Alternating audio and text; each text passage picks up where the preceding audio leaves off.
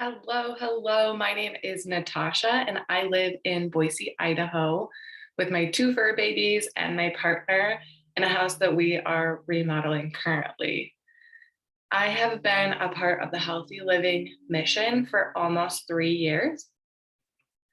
Today is day 5 of the Immune Challenge, and we're talking about spices and teas, something I really love to use in my daily regimen. We get more plants in our diet by eating more spices and herbs. We used to think that we needed a lot of just a couple things in our diets.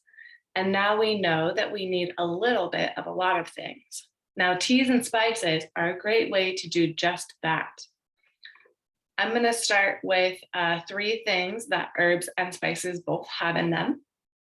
They both are rich in antioxidants, which help fight diseases. As we've been learning, oxidative stress can cause many diseases. The second thing is that they're antimicrobial, which means that they help fight off disease again. Now, I want to talk a little bit about the difference between antimicrobial and antibiotic. Antibiotics will wipe out a whole colony of bacteria in your gut, whereas an herb or a spice that is antimicrobial will target certain things, but also are able to nourish the gut at the same time.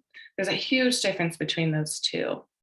They support the body's ability to address inflammation, which means that they are also, number 3, anti-inflammatory. But what I mean is that they support the body's ability to use the inflammation process to fight problems when they have them, but they also keep that in balance because chronic inflammation, which is also a whole host of diseases, just named as different things, is actually really bad for us. So inflammation, if you don't already know, is the leading cause of all diseases. And I just want to touch on NSAIDs, which are non-steroidal anti-inflammatory drugs like ibuprofen. And what they do is that they are an anti-inflammatory, but they suppress the body's immune or inflammatory response all across the board. So they block all of the fatty acids that are maintaining the stomach lining, and they may actually interfere with inflammation and what you actually need to heal. So herbs and spices are really great at those 3 things. They're antimicrobial, anti-inflammatory, and they're antioxidants. First, we're going to talk about teas today. Teas are wonderful because you are able to relax while you enjoy a cup of tea, and you're getting to hydrate while you're drinking it. So for me, I drink tea a couple times a day. If I'm feeling really cold in the mornings, it's a great way to continue or to start hydrating. I do drink water first thing in the morning, but it's a great way to continue that hydration while also getting some herbs and a lot of plants that you wouldn't get otherwise. I would like to share a few of them that I like personally. Hibiscus, it has a sweet and tangy taste, and it's high in vitamin C. This one I really like cold, but you can do it hot or cold. Chamomile, this is a relaxing tea. It's something that relaxes your system and helps you sleep. And when we sleep, our bodies are able to do their jobs, like fight off diseases. Because it's antimicrobial properties, it can also help cure something like pink eye.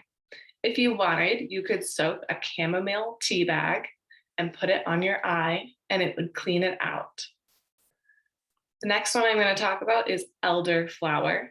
This is the flower of the elderberry plant. They are wonderful superfoods. They're clinically proven to reduce the severity and duration of the cold or flu. If you're taking the Juice Plus Berry Blend capsules, You're getting a very small dose of elderberry every single day, and they're really high in fiber and can nourish our guts. The flower of the plant can also make a tea that has antiseptic, antiviral, and anti-inflammatory properties. All of those properties we were already talking about. Ginger. If you have one tool in your immune support tool belt, ginger tea should be it. It's really great at opening your nasal passages, and it's high in vitamin C. Echinacea is another plant. It's an immune stimulating herb. So it's really great for the onset of illness, and it can reduce the severity or duration of a cold or flu. You really don't want to be using this all the time. Again, we don't want chronic inflammation. Just when you're starting to feel the tickle in your throat or a cough to start coming along, and that will help stimulate the immune function. The last tea that I really love is green tea. It's really high in polyphenols and increases the body's blood flow. And there is caffeine in it, which is released very slowly, and it's very gentle on our bodies, and it can actually help us focus while also supporting the body.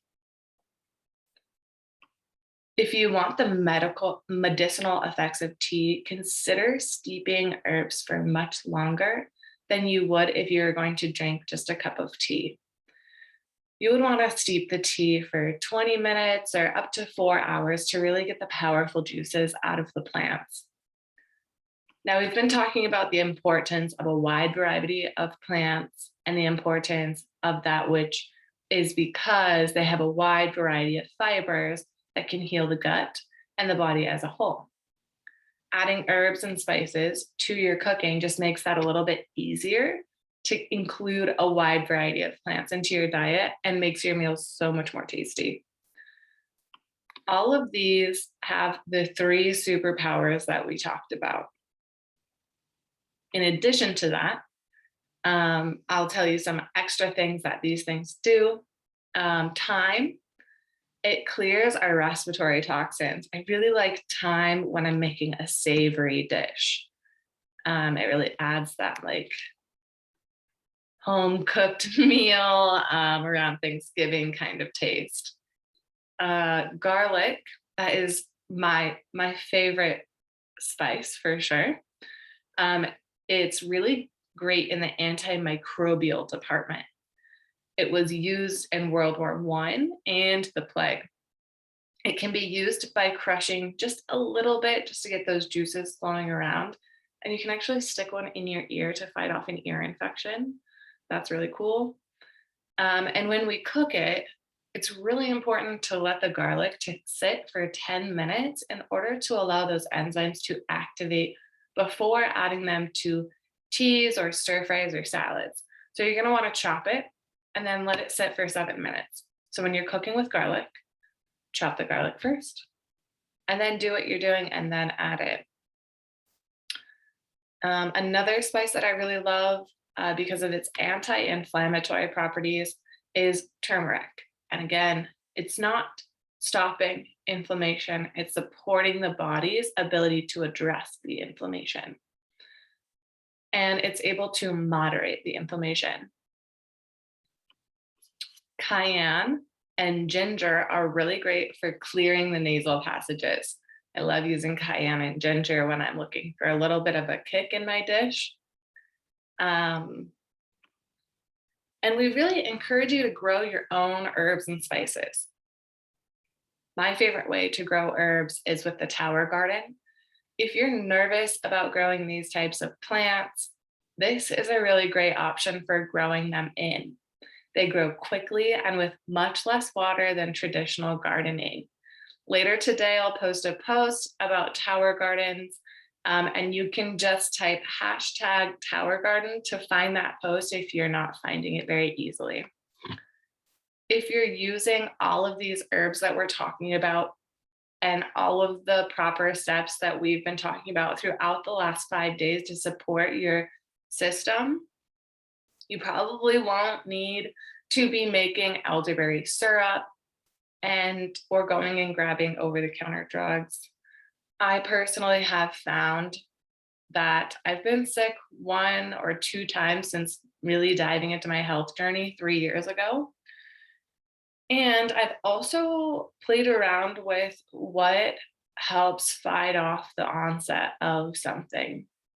So if I feel something starting to creep in, I'm able to go use the teas or the herbs or the spices or double up on my Juice Plus capsules.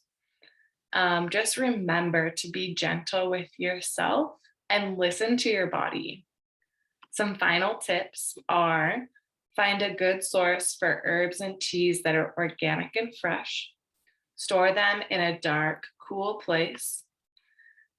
Grow your own if possible. If you want to learn more about what the Tower Garden is, just reach out to the person that invited you to this private group, and they will absolutely show you a little bit more about how it works.